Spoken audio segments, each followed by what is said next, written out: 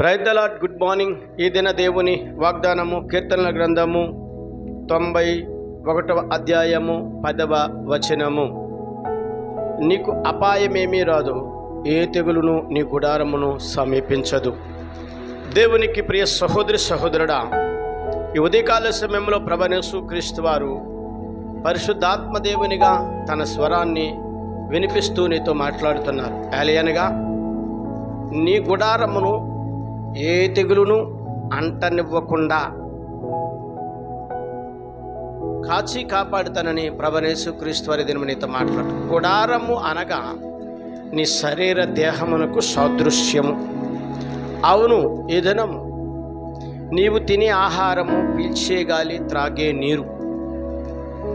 నీరులో ఎటువంటి కలుషితములు లేకుండా వాటిని పవిత్రపరిచి పరిశుద్ధపరిచి నీ దేహమునకు అనగా నీ శరీరానికి సత్తువును, నీ ఎముకలకు పుష్టినిచ్చి నడిపిస్తానని ప్రభువైన యేసుక్రీస్తు వారి దినము నీతో మాట్లాడుతున్నారు.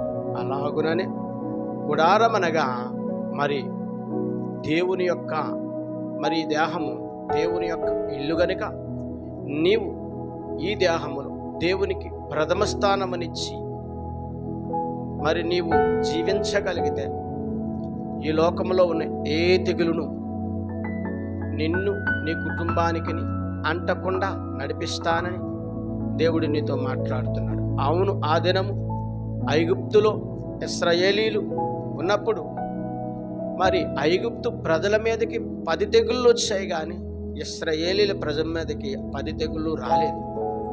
దానికి గల కారణం దేవుడు వారిని ప్రేమిస్తున్నాడు గనక, దేవుడు వారిని రక్షిస్తూ ఉన్నాడు గనక.